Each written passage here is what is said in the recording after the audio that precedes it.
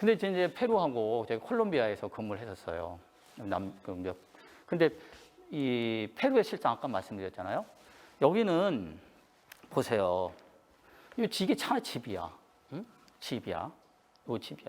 이 집이야. 이 아직도 이렇게 살아가는 사람들이 많아요. 근데 이 집, 여기 공간이 없잖아요. 공간이. 그래서 어떤 사람들은 이 집안에 공간이 있는 사람들은 여기에다가 화장실을 파고 여기다 대소변을 봐요. 그런데 이렇게 사는 사람들은 공간이 없잖아. 그러니까 어디서 하겠어요? 이런 데서 하는 거예요. 이런 데서 대소변. 여기 지금 구름 꼈잖아요. 이 구름 낀 날이 여기가 1년에 한 5개월, 6개월 정도 지역이 돼요. 1년에. 이 지역이. 그러니까 이 구름 낀 날 가면 이 지역이 완전히 화장실 냄새예요. 화장실 냄새. 그리고 여기 보시면 알겠지만 이렇게 조그만 집에 살잖아요. 여기는 집안이 들어가잖아요. 방이 없어요. 흙바닥에, 이 사람들은 흙바닥에서 산 거라, 진짜로. 흙바닥에 그냥 뭐라 그럴까, 그 텐트 같은 거 있잖아요. 그런 거. 그 흙을, 텐트라고 하나, 왜 비닐하우스에 씌우는 뭐 커버 같은, 무슨 커버 같은 거 있죠. 그걸 밑바닥에 깔고 그냥 살아가요. 근데 방이 없잖아요. 방이 없으니까 한쪽 구석에는 아이들이 살아가고, 부모가 있고, 한쪽 구석에는 뭐 아이들이 있고, 그렇게 살아가는 거예요. 근데 여기에 특징이 뭐냐면, 이렇게 사는 사람들의 지역의 특징이 뭐냐면, 어린 아이들의 임신이 굉장히 높아요. 뭐, 초등학교 6학년, 중학교만 돼도 임신하는 여학생들이 많아요. 근데 어린 아이들이 임신하게 되면 어떤 문제가 발생할까요? 그래서 여기에 가면 장애 아들이 많이 나요. 어린 아이들이 임신하다 보니까 제대로 관리가 안 되잖아요. 또 신체가 다 완전히 발달이 안 됐잖아요. 그리고 뭐 이게 어렵으니까 제대로 몸 상태도 몸의 영양 상태라고 그러나 이런 것도 안 좋을 거 아닙니까? 그 얘네들이 잘 모르니까 어떻게 내가 관리를 해야 되는지 모르니까 뭐 커피도 마시고 뭐 여기 또 마약을 많이 해요. 마약도 하고 술도 마시고 뭐 담배도 피고 하니까 이 장애자들이 많이 여기서 나는 겁니다. 그게 굉장히 많아요. 장애자 비율이. 그래서 여기에 사실은 이거 동영상을 가져왔는데 동영상 그냥 안 보고 가도 될 것 같아요. 보일까요? 어떻게 할까요? 보여요? 근데 이게 볼 수 있나? 어떻게 되나?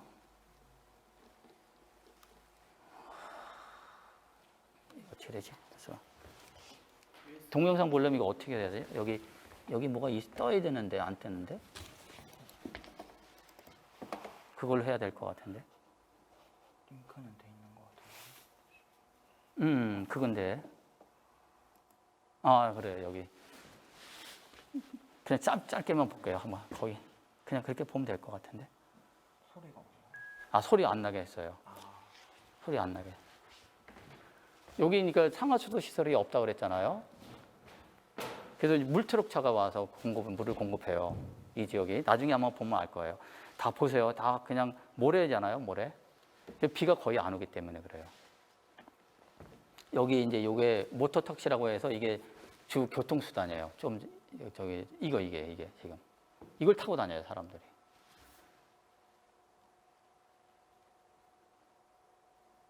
여기 물트럭까지 빨리 봐야 되는데. 그러니까 이 학생들이 아까 얘기한 대로 그냥 산이라는 게 나무가 있다는 걸 이 친구들은 알 수가 없는 거예요. 이게 물트럭 차 이게. 자, 그러면 빨리 지나가 봅시다. 이거는 아마존이에요. 페루의 아마존이라는 지역이 있어요. 여기는 거의 1년에 한 반 정도 이상의 비가 와요. 우기와 건기로 나누는데, 근데 우기 때 많은 지역이 이렇게 물에 잠겨요. 많은 지역이. 자, 여기 보세요. 완전히 썩은 물이잖아요. 그죠? 여기는 물이 잠길 거를 생각하고 이렇게 지은 거예요. 근데 여기에서 직접 대소변을 다 해요. 이 사람들이. 직접. 근데 이런 지역에 살면 어떤 문제가 발생할 것 같아요? 여러분 한번 생각해봐요. 어떤 문제가 발생할까요? 첫째는 위생 문제가 발생하겠죠. 또 물 문제가 발생하겠죠. 물과 위생이 안 좋으면 어떤 게 많이 병이 많이 발생하잖아요. 그죠? 병이 많이 발생하고. 그러니까 아파도 병원에 가기가 힘들어요. 또 아이들 학교에 가기도 힘들어요. 그러니까 여러 가지, 그러니까 빈곤의 악순환이 계속되는 거죠. 여러 가지 문제의 악순환이 계속. 이게 현실이에요. 그냥 뭐 이게 어서 과거의 사진이 아니에요. 아직도 많은 사람들이 이렇게 살아가고 있어요. 이게 그렇지만 아까 그 파차쿠텍 지역에서 차를 타고 1시간 반 정도 가면 이런 수도가 리마가 나와요. 완전히 다르잖아요. 이게 바로 개발도상국이 갖고 있는 개발 격차예요. 개발 격차. 지역 간의 개발 격차. 1시간 반이에요. 여기는 이제 콜롬비아예요. 이게 이제 여기가 보고타예요. 아까 이 사진에서 보였던 보고타. 여기는 여름 휴가를 가는 까르타헤나라는 어떤 관광 도시예요. 그런데 여기는 뭐냐? 아까 그 콜롬비아는 내전이 한 50년간 지속이 됐었어요.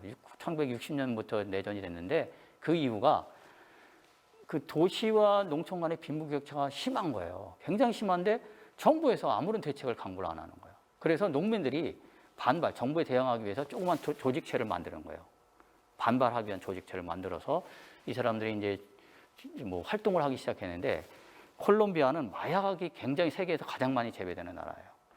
마약을 거래하는 집단들, 그 다음에 그 마약을 재배하는 집단들이 이 농민들이 만든 그 단체와 연합을 해서 세력이 점점 커진 겁니다. 그래서 이 세력이 반정부군이 됐어요. 그래서 가장 많을 때는 반정부군의 멤버가 그 16,000명까지 확대가 됐죠.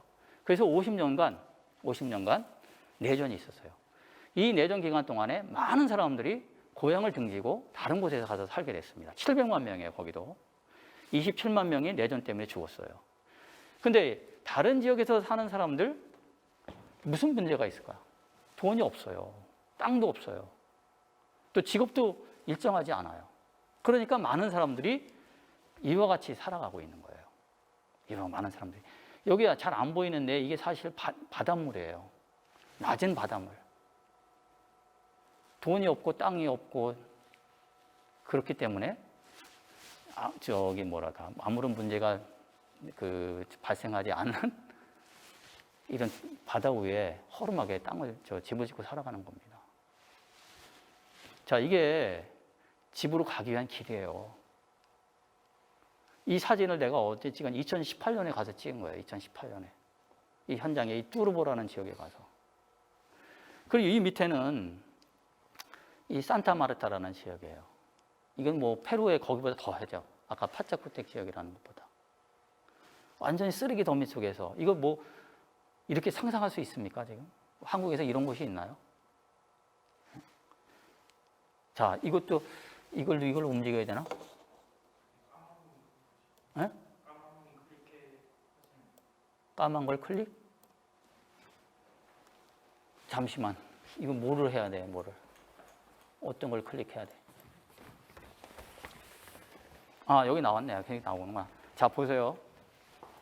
이 산타마르타, 아까 거기입니다, 이게.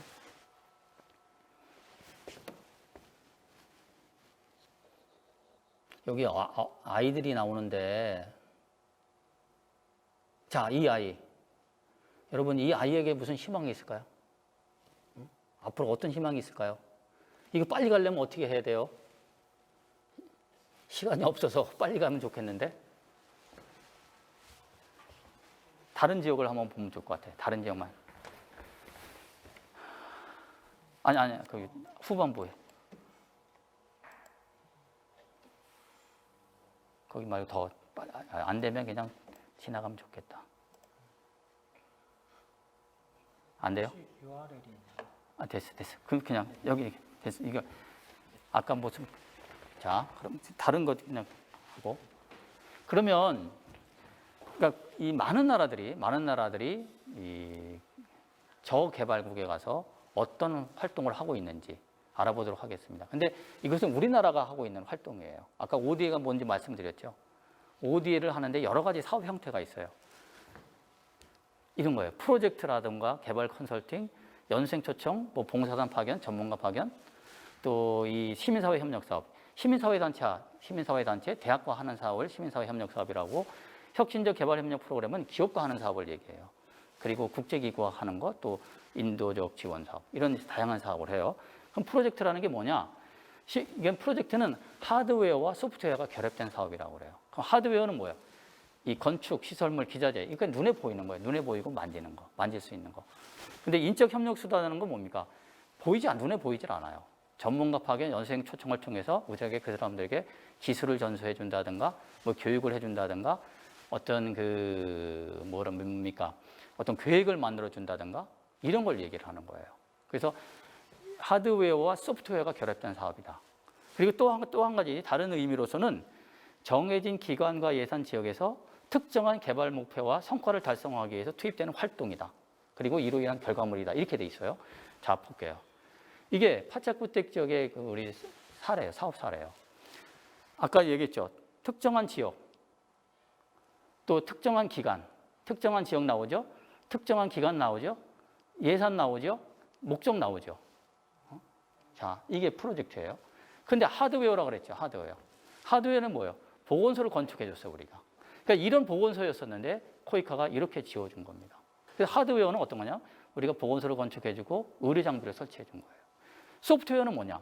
이 보건소에 근무하는 의사, 간호사, 여기 행정인력, 우리가 초청을 해서 이 사람들의 교육을 시켜줬어요. 왜? 우리나라 것을 공유하고 그 사람들에게 발전시키기 위해서.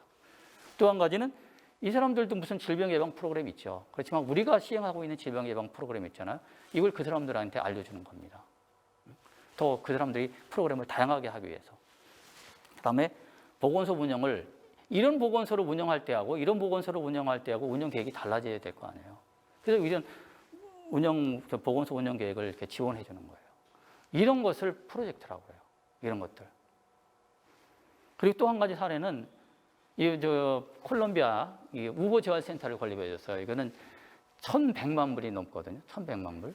이걸 왜 줬냐면 아까 말씀드렸듯이 내전 중에 부상당한 군인이나 경찰들이 많아요. 이 사람들의 재활을 돕고 사회복귀를 지원하기 위해서. 그래서 어떤 걸 했느냐면 이 재활센터의 면적이 14,000스퀘어미터예요. 14,000스퀘어미터면 얼마 정도 되나? 몇 평이나 되나? 355, 한 5,000평 되나요? 355 하면?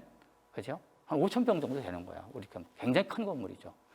여기서 뭐를 하냐면 이 부상당한 군인이나 경찰을 데리고 와서 이 사람들이 가장 중요한 건 뭐예요? 일단 심리적으로 안정이 돼야 되잖아요. 정서적으로 안정이 돼야 되잖아요. 이런 것을 갖기 위한 어떤 프로그램을 하는 거예요. 그리고 또 한 가지는 이 사람들의 신체가 건강해질 수 있도록 신체 기능을 강화시키는, 근육을 강화시키는, 신체를 발달시키는, 그러니까 정상태로, 원래 상태로 회복시키는 그런 프로그램을 여기서 진행을 하고 있고, 또 직업훈련도 하고 있어요. 이 사람들이 내전 중에 군에만 있었잖아요. 그러니까 내전이 끝났는데, 지금 끝났어요. 2016년에 평화협정을 체결해서 끝났는데, 군에만 있던 사람들이 전쟁이 끝나니까 나중에 사회복귀가 하기가 힘들잖아요. 그래서 사회복귀를 할 수 있도록 도와주는 프로그램을 하고 있습니다. 그래서 이때 우리가 이걸 거의 10년간에 걸쳐서 이 사업을 했는데, 2018년에 이제 이 콜롬비아는 또 재밌는 게 뭐냐면, 우리가 기억할 게 뭐냐면, 6.25 때 참전했던 그 참전국입니다. 중남미에서 참전했던 유일한 참전국이에요. 그래서 사실 우리가 이 참전한 것이 고마웠기 때문에 이 우호 재활센터를 건립해 준 거예요. 그래서 현재 그 참전했던 용사 중에 그때 5,100명인가가 우리 파병이 됐어요, 한국에. 그 중에서 지금 500, 600명이 살아 계십니다. 그래서 이거를 센터를 건립해주고 그분들에게 참전했던 사람들에게 고마움을 표하기 위해서 이걸 우리가 지어진 거고, 그래서 우리가 2018년도 6월 달에 이 참전 용사를 포함해서 한 600명을 모셔놓고 우리가 이제 개원식을 했어요. 개원식을. 이게 저예요. 이게. 근데 여기 이분이 이제 콜롬비아 대통령, 대사, 그리고 여기 이제 이 참전 용사들. 이것이 우리가 행사를 하잖아요. 그럼 국내 언론에 다 보도가 돼요. 여기 나왔죠? 어디, 우리 코이카라고 뭐 어디게 돼 있을 텐데, 여기 있잖아요. 여기 나왔죠? 그죠? 여기 봐봐. 대통령, 그 다음에 제 이름이 여기 나왔잖아요. 그죠? 그러니까 이렇게 다양한 사람들을 만날 수 있고 다양한 사업을 할 수 있고 좋은 경험을 할 수가 있어요. 자, 개발 컨설팅이라는 건 뭐냐면 국가 또는 지역 개발 전략이나 개발 계획을 수립하는 거죠. 쉽게 얘기해서 대구시에 신공항을 만들어야 되겠다. 그럼 만들기 전에 이것을 과연 만들어도 되는지 말아야 되는지 조사를 해야 되잖아요. 그걸 바로 이 타당성 조사 사업. 또 예를 들면 대구 달서구에 산업단지를 조성해야 된다. 이 산업단지를 조성하기 위해서는 마스터 플랜이 있어야 될 거 아니에요. 이런 마스터 플랜을 수립하는 사업. 또 한 가지, 어제 또 신문 기사를 보니까 이게 나와요. 대구 경북 지역 공동교육과정 개설 운영 사업이라는 게 나와요. 지금 하고 있어요. 여기 대구 경북 혁신대학을 만든대요, 앞으로. 근데 이건 새로운 사업이, 새로운 프로그램이잖아요. 그 새로운 프로그램을 만들 수 있도록 도와주는 게 컨설팅 사업이에요. 여기 보면은 계명대, 경북대 20개 대학이 참여한대요. 근데 학위를 주는 과정인데 그 분야가 전자, 정보기기, 모빌리티 부품 이런 분야라는 거예요. 그래서 매년 1000명 인재 양성을 목표로 하고 있대요. 그래서 이거는 전공자, 비전공자, 전문대 학생, 그래서 혁신인재, 전문인재, 실무인재로 이렇게 구분한대요. 그래서 여기에 맞게끔 학위 과정을 제공한대요. 이거를 새롭게 시작을 한다는 겁니다. 이제 대구 경북에서도. 근데 이런 걸 새로 시작하려면은 뭔가 프로그램을 만들어야 되잖아요. 그래서 이 프로그램을 만들 수 있도록 지원해 주는 것이 바로 컨설팅 사업이라고 생각하시면 돼요. 자, 봉사단 파견 여러분 잘 아시죠? 봉사단 파견 들어보셨어요? 못 들어보셨어요? 몰라?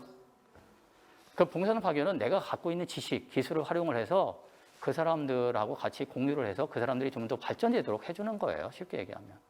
내가 알고 있는 지식, 기술 이런 걸 활용을 해서. 그래서 여기 보면 모집 분야가 굉장히 다양해요. 지금은 이제 코로나 때문에 우리가 못하고 있는데 이게 좀 지나가면 다시 모집을 할 겁니다. 38개 직종이 있고 공공기관에 다 파견이 돼요.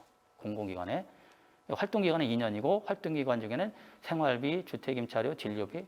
내가 아프잖아요. 진료를 받아야 되잖아요. 그럼 진료비 다 지원해주고 또 활동하는 데 필요한 물품까지 다 지원해줍니다.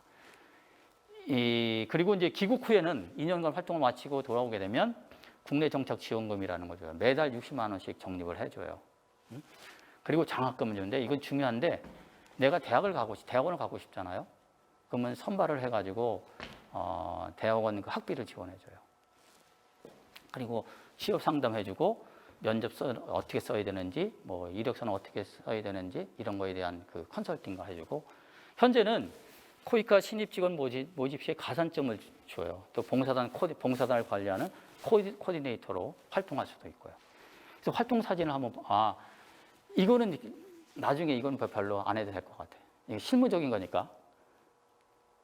자, 우리 활동 사례는 종합건강증진, 이 간호분야 단원인데 종합건강증진센터를 만들었어요.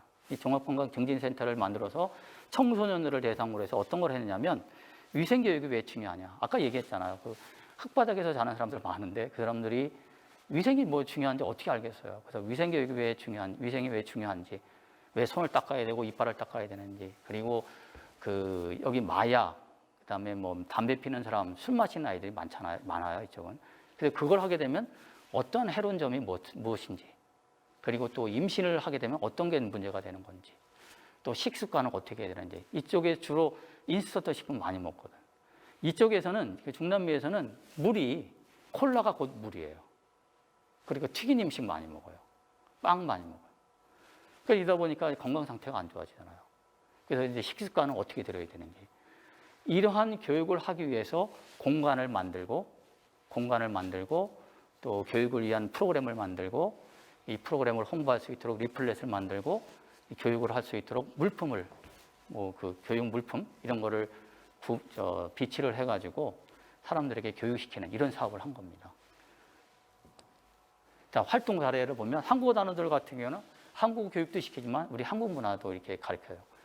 그리고 유아교육 단원 같은 경우에는 이 친구도 자기가 이 유아교육실이 없어서 유아교육을 할 수 있는 시설을 교실을 하나 만들고 교육을 할 수 있도록 이런 물품을 구매를 사가지고 준비를 해서 이게 교육을 하고 있는 모습입니다. 근데 봉사단으로 할 때 활동에 필요한 물품 또 그런 시설을 만들 수 있도록 코이카에서 지원을 해줘요.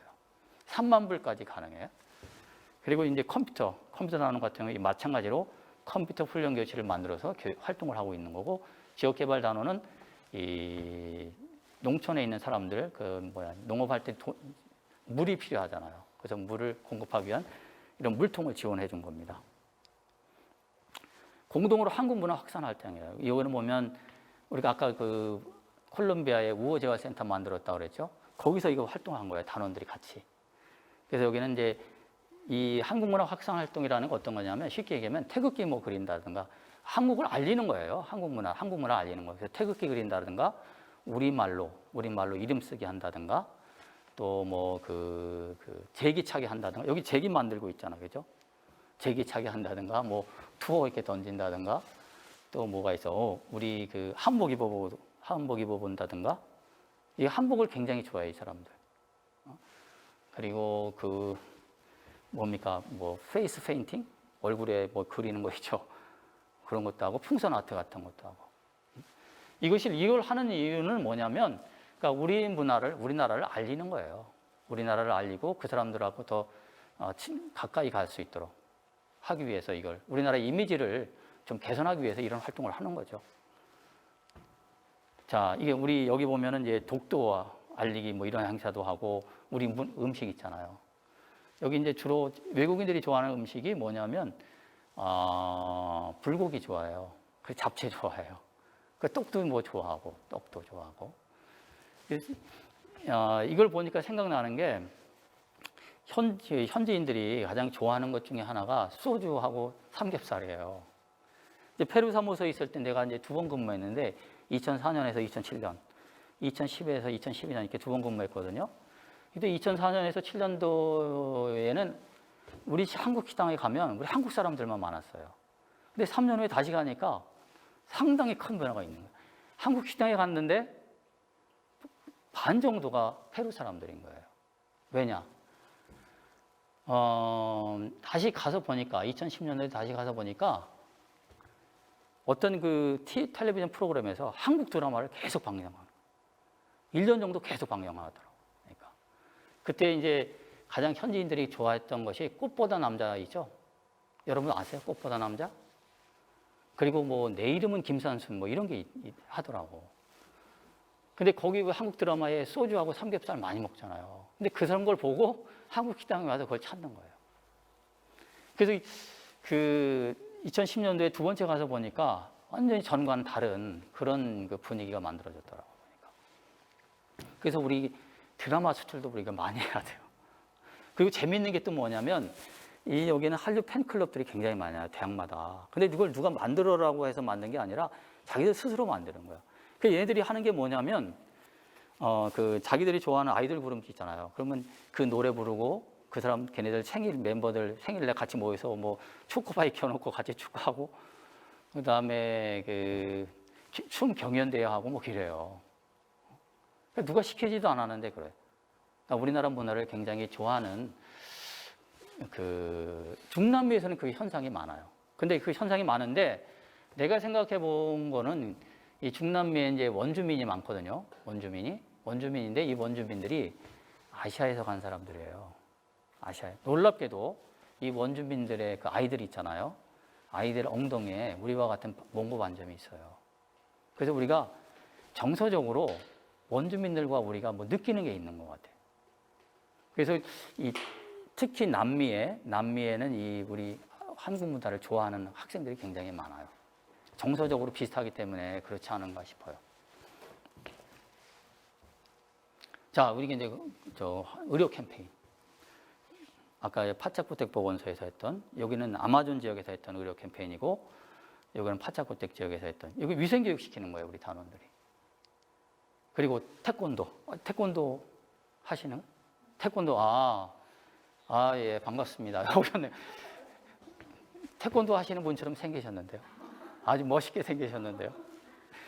이 페루에 있을 때, 그때는 이제 그 협력요원이라는 제도가 있었어요. 협력요원은 뭐냐면, 해외에서 봉사활동을 하면 군복무를 대체해주는 제도예요. 그래서 그때 우리 태권도 분야의 그 단원들이, 그 협력요원들이 한 10명 정도가 있어요. 근데 이 친구들이 굉장히 우수한 친구들이야. 국가대표도 있었고 적어도 4단, 5단은 돼야지 협력요원에 지원할 수 있었어요. 그래서 우리가 어떤 거 하냐면 태권도 마을, 그러니까 지역을 다니면서 태권도 시범을 많이 보였어요. 태권도 시범. 그러니까 이 태권도 그 중에 하나는 뭐라 그랬지? 품새 있죠, 품새. 이게 품새가 있고 격파가 있나 봐요. 품새인데 세계대회에 나가서 금메달을 딴 친구가 있었어요. 그리고 국가대표 시범단도 있었고. 그 지역별로 돌아다니면서 우리가 품새도 보이고 격파도 하잖아요. 그거 할 때 이렇게 이건 어른들이잖아요. 학생들이 얼마나 많이 오는지 몰라요. 학생들이. 그래서 격파를 하잖아요. 그러면 그 쪼개진 성판을 가지고 와가지고 사인을 해달라고 그러는 거예요. 그래서 이 친구들이 끝나고 나가잖아요. 그럼 완전 연예인이에요. 사인을 받기 위해서 그냥 쭉 서 있어. 이런 기억들도 많이 있어요. 그래서 우리 태권도를 많이 보급을 시켰죠. 페루에서. 그 연수생은 우리가 쉽게 얘기해서 우리나라의 개발 경험과 정책이라든가 이런 것들을 개발도상국 공무원들과 공유를 하는 겁니다. 공유를 해서 그 사람들이 돌아가서 좀 국가 발전에 도움이 되도록 이 연수생 초청을 하고 있는데 사실 코로나 전에는 약 4,500명 정도 우리가 초청을 했어요. 지금 못하고 있지만. 근데 이런 사업을 하는 것은 뭐냐, 왜 하느냐 하면 친한 인사를 양성하기 위해서 하는 거예요. 친한 인사를. 세계 여러 나라의 친한 인사를 양성하기 위해서. 그래서 우리나라와 그 나라 간의 협력 관계를 증진시키기 위해서 이걸 하는 겁니다. 그래서 국가마다 굉장히 많은 국가마다 굉장히 많은 연수생들이 있고 연수생 동창회라는 게 구성이 돼 있어요. 각 국가마다. 그래서 여기에서는 매년 이제 자기들끼리 모여서 상반기 하반기에 모여서 코이카 사무소에 참여를 하죠. 앞으로 그 연수생 동창회 활동을 어떻게 해야 되는지 논의도 하고 또 한국에서 연수를 받은 내용들을 어떤 내용을 연수를 받고 왔는지 공유하는 워크숍도 하고 또 봉사활동도 하고 다양한 그런 활동을 하고 있습니다. 한국과 그 나라 간의 협력 관계를 증진시키는 하나의 다리 역할 그런 걸 하고 있는 거죠. 이 연수생이라는 거. 그래서 제가 페루에 근무할 때는 페루 보건부 차관이 한국의 연수생이었었어요. 그리고 콜롬비아에 때는 거기 농촌개발부 무슨 국장이 한국에 연수를 갔다 온 그런 사람이었습니다. 연수생이었습니다. 그러니까 이런 사람이 있으면 일을 하기 편하잖아요. 그죠? 그리고 혁신적 개발 협력 사업은 아까 기업과 같이 하는 사업이라고 그랬어요. 그래서 CTS라고 있는데 이거는 이제 창업 후 10년 이내 기업들 그리고 예비 창업가, 스타트업들 이 친구들이 하는 사업이에요. 그들의 전문적인 아이디어나 기술을 접목을 해서 5대 사업을 하는 겁니다. 해외에 나가서. 그래서 대구 지역에서는 재윤이라는 데가 있어요. 재윤이라는 ICT 회사가 있는데 그 회사가 한 것이 모로코를 대상으로 해서 결핵 환자가 많이 있어요. 개발도상국에 가면. 근데 이 페루도 마찬가지지만 이 결핵 환자들이 약을 먹지 않아요. 약을 먹지 않고 팔아요. 왜? 돈이 없으니까. 그래서 이런 걸 막기 위해서 모로코에서도 아마 그래서 그 사업에 착안한 것 같은데 모로코에서도 이 결핵 환자들을 대상으로 해서 약 먹을 시간을 알려주는 거예요. 저 휴대폰을 통해서 약 먹을 시간을 알려주고 약을 먹었는지 안 먹었는지 확인하도록 하고 그러니까 그런 사업을 지금 하고 있어요. 모로코에서. 그다음에 포용적 비즈니스 프로그램이라고 하는 것은 중견기업, 대기업들이 해외에 가서 그 기업의 어떤 비즈니스 모델을 전파시키는 그런 것을 하는 겁니다. 그다음에 시민사회 협력 사업은 아까 말씀드렸고, 국제질병퇴치기금 지원 사업이 있는데 이것은 2007년도에 국제빈곤 퇴치 기여금이라는 걸 만들었어요. 그래서 여러분들 해외여행 다 갔다 왔죠. 여행을 가면 한국에서 국제선 여행 비행기를 탑승하면 1,000원씩 자동적으로 여기에 모여요. 여기에 1,000원씩 자동적으로. 내가 10번을 갔으면 만 원 이 국제질병퇴치기금에 기여를 한 거예요. 그래서 이 돈을 모아서 감염병 예방 퇴치를 위해서 쓰고 있습니다. 지금 코로나와 같은 이런 감염병 예방 퇴치를 위해서 이런 것도 있고, 국제기구 지원 사업 이와 같은 국제기구와 우리가 사업을 하고 있다. 금년도 지원 계획 이건 빨리. 자, 3조 7천억이에요. 42개 기관이 해요. 아까 양자, 다자, 뭐 무상, 유상 많이 얘기했죠. 이건 보시면 되겠고, 지역별로는 아시아계 중점 지역이에요. 아시아를. 왜 아시아에 중점적으로 지원할까요? 아시아에 왜? 아시아와 교류 관계가 많기 때문에요. 가깝잖아요. 그 안보적으로도 중요하고, 교류도 많고, 경제협력 관계도 많고, 즉 국익이 아시아 국가와 가장 밀접해 있다는 겁니다. 우리나라의 국익이. 이 원조도 사실 국익 때문에 하는 거예요. 진짜 뭐라고 얘기하나. 다 그냥 까놓고 얘기하면 까놓고 얘기한다 그러나 국익 때문에 하는 거예요. 그럼 포장을 뭐 인도주의를 실현하기 위해서 한다라고 얘기를 하지만 사실 국익 때문에 하는 겁니다. 그렇기 때문에 우리가 아시아 지역에 중점 지원하는 거예요. 그리고 우리나라가 중점적으로 지원할 나라가 27개국이 있어요. 그러니까 이 나라의 원조의 70%를 우리가 집중하고 있어요. 근데 중점 협력국은 어떻게 선정이 되느냐? 1인당 소득, 그 나라의 1인당 소득, 우리나라와 경제 외교 협력 관계, 경제 외교 협력 관계, 그리고 세 번째로는 그 지역에서 어떤 특정 지역에서 그 국가의 중요성. 말하자면 쉽게 얘기하면 중미에서는 중미라는 곳이 있잖아요. 과테말라가 중요해요. 그럼 과테말라 우리가 많이 지원하는 거죠. 예를 들면 그런 몇 가지 기준을 정해서 우리가 중점 협력국을 정하고 있습니다. 형태별로 보면은 뭐 교통, 보건, 교육, 농림 다 해요. 온갖 모든 분야가 다 이 사업의 지원 분야입니다. 그래서 여러분들께서도 관심 있는 분야를 정하시고 준비를 하시면 좋을 것 같아요. 관심 있는 분야. 그 형태별로 보면 아까 프로젝트 사업이 대부분이에요. 프로젝트 사업이. 우리나라의 위치를 볼게요. 우리나라가 2020년에 22억 5천만 불 지원했어요. 그래서 다크 회원국이 30개국이에요. 30개국. 그 중에서 규모로는 17위예요. 17위. 자, 그런데 경제 규모 대비 5대2 비율을 보면 30개국에서 28위예요. 꼬라비라는 거예요. 그러니까 우리나라 국가 규모, 경제 규모 대비 5대2 비율이 아직도 적다라는 거예요. 다크 회원국의 평균 규모가 0.32%예요. 근데 0.14예요. 절반도 안 되잖아요. 그러니까 이건 뭐냐면 그래서 우리 정부의 목표가 뭐냐면 2030년까지 5대2 규모를 지금보다 2배로 늘리겠다는 거예요. 2배로 늘리겠다라는 그만큼 이 사업이 늘어난다라는 것이고 사업이 늘어나면 뭐 일할 자리도 많아진다는 거죠. 자, 진로. 그래서 지금 국제개발 협력을 하는 기관이 상당히 많아요. 뭐 공공부문에서도 이렇게 많이 하고 있고 국제기구, NGO라든가 또 대학, 또 민간기업에서 많이 하고 있는데 사실 이 정부 부처에서는 국제협력 사업이 5대 사업이 하나의 부분이에요. 이 사업만을 전담으로는 하질 않아요. 근데 전담으로 하는 데는 세계화재단 여기 아마 그 농촌개발 사업을 아마 전담할 거예요. 여기 있죠. 북미에 있는 거죠. 그리고 국제보건의료재단이 있어요. 그리고 코이카. 그리고 이제 민간 기업 중에서는 개발협력 사업 수행 전문기관이 있는데 현재 전문기관이 찾아보니까 몇 개 기관이 있더라고. 한 10개 기관이 이 개발협력 사업을 전담을 하는 곳이 있어요. 10개가. 근데 그렇게 많은 사업을 하는 곳은 두세 군데밖에 없어요. 그리고 아까 얘기했던 대로 뭐 각 기업마다 CTS나 IBS 사업을 하는데 이 CTS나 IBS 사업을 전담하는 그런 업체는 또 없다라는 거죠. 그 회사의 하나의 그 부분적인 사업이라는 거예요. 그다음에 이제 NGO 같은 경우에는 이 KCOC라는 데가 있어요. 시민사회단체 연합회인가 아마 그럴 거예요. 여기 보면 140개 그 NGO들이 다 가입해 있어요. KCOC. 그러니까 어떤 원조단체, NGO가 있는지 여러분들 보실 수 있을 것 같고, 또 대학교에 이제 부설 개발연구소라는 게 요즘에 많이 생기더라고요. 그리고 그 국제기구에서는 이 글로벌 녹색 성장 연구소 GGGI라고 하는데 이 세 개가 본부가 한국에 있어요.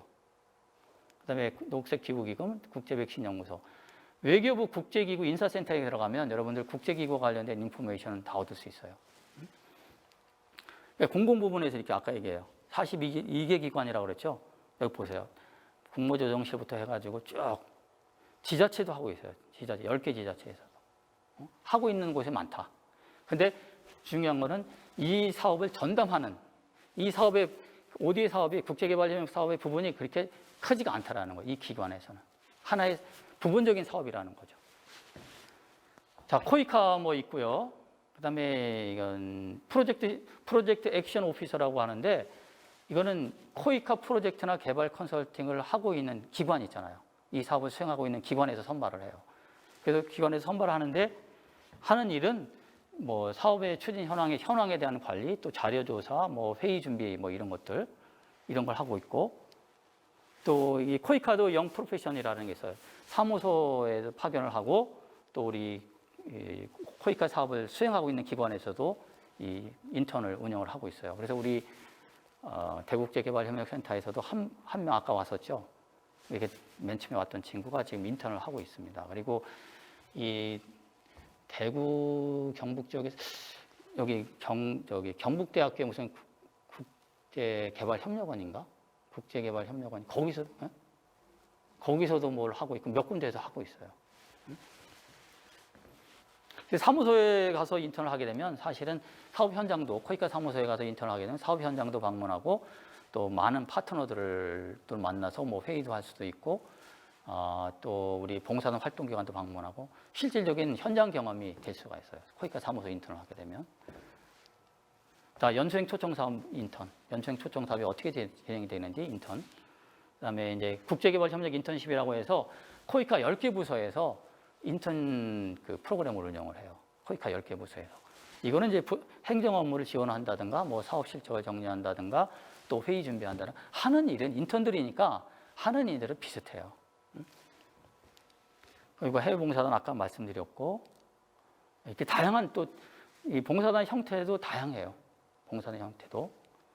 그다음에 개발협력 코디네이터라고 하는 건 아까 프로젝트를 담당하는 그런 사람들을 얘기하는 거고 또 코이카가 그 국제기구하고 어떤 뭐 MOU를 체결해서 매년 한 10개의 기구하고 MOU를 체결해서 국제기구가 있는 현지 사무소, 현장 사무소에 파견하는 프로그램이 있습니다. UNV 봉사단이라고 그래요. 그다음에 코이카 멀티레터럴 코퍼레이션 오피서라고 그래서 코이카가 아까 국제기구 지원 사업을 한다고 그랬죠. 코이카가 지원하는 국제기구 지원 사업에 가서 그 사업을 관리할 수 있는 또 현장을 방문하는 또 홍보 활동을 하는 그런 역할을 하는 이 KMCO도 우리가 파견을 하고 있습니다. 코이카가 또 국제기구에 주니어 프로페셔널 오피서라는 이런 제도도 있고요. 또 유엔에서도 이런 봉사단을 모집하고 있어요. 정부에서도 이런 국제기구 인턴십을 해요. 외교부는 이제 OAS라든가 에클락 이와 같은데 이제 가서 체험할 수 있는 이런 기회를 주고 있고 여성가족부는 이제 여성 관련 국제기구에 인턴십을 할 수 있는 프로그램. 또 환경부는 환경 관련 국제기구 이런 데 하고 있어요. 그리고 여러분들 국제국립교육원이라는 데 있어요. 국제국립교육원에 들어가면 해외 정보의 장학 프로그램을 여러분들 볼 수 있어요. 많은 나라들이 그 장학 프로그램을 하거든요. 장학생을 뽑아서 지원해주는 그런 프로그램을 시행을 하고 있어요. 그래서 우리 그 사이트에 들어가셔서 주기적으로 한번 보세요. 그럼 많은 외국 정부가 초청하는 장학생 프로그램을 여러분들께서 보실 수 있을 겁니다. 자, 그래서 이런 웹사이트도 있다라는 거 참고하시고, 요거는 이제 추가하시면 뭐 이제 정보 인포메이션을 제때 받아보실 수 있고, 그 준비. 이건 제가 그냥 개인적으로 생각해 본 거예요. 뭐냐면, 우선 뭐 우리 사업 현장이 다 해외잖아요. 그리고 우리가 만나는 사람들이 다 외국인들입니다. 그렇기 때문에 이 사람들하고 회의를 하려면, 같이 일을 하려면 영어가 중요하고, 사실은 뭐 영어가 굉장히 중요하고, 그 다음에 이제 중남미에는 스페인어, 아프리카, 프랑스, 중동에서 아랍어가 많이 사용돼요. 그러니까 그리고 두 번째는 이제 국제개발 협력에 대한 관심과 또 지식, 공부를 꾸준하게 해야죠. 그 다음에 외국 문화에 대한 이해와 적응. 그러니까 우리나라하고 다 다르잖아요. 다른 문화가 다르잖아요. 이런 문화에 대한 이해와 적응이 필요하고 국제개발 협력 분야 업무 수행 경험. 그래서 이 코이카라든가 코이카 사업을 하고 있는 기관에 가서 어떤 인턴 경험을 하는 게 여러분들 많이 도움이 될 거예요. 그리고 이제 실무 능력이라고 하는 것이 뭐 문서 작성 능력이라든가 또 사업 기획 능력이라든가 의사 전달 능력이라든가 커뮤니케이션 능력 뭐 이런 것들이 필요하죠. 그러니까 여러분들 사업 기획 능력, 문서 작성 능력을 기르려면 어떻게 하는 게 좋겠어요? 요즘에 많은 대기업들이 학교에서 공모전 많이 하잖아요. 그럼 많이 참여하세요. 학교에서 하는 것도 중요하지만 이 외부 기업에서 하는 공모전 그런 것도 많이 참여하시라고. 그래서 여러분들 이제 거의 이제 제가 준비한 건 마무리인데 하여간 저는 여러분들께서 대학을 다닐 때 이제 학과 공부도 중요하고 또 아까도 모두에 말씀드렸듯이 학과 공부 위에 여러분들이 앞으로 어떤 일을 하면서 살아갈지 고민하시고 결정을 하셔서 이 대학을 다니면서 그쪽에도 좀 체계적으로 진짜 철저하게 준비를 하셔 나갔으면 좋겠어요. 그래서 의미 있고 보람 있는 국제개발협력 분야도 의미 있고 보람이 있으니까 이쪽에도 좀 관심을 가지셨으면 좋겠습니다. 자, 이걸로 마치도록 할게요.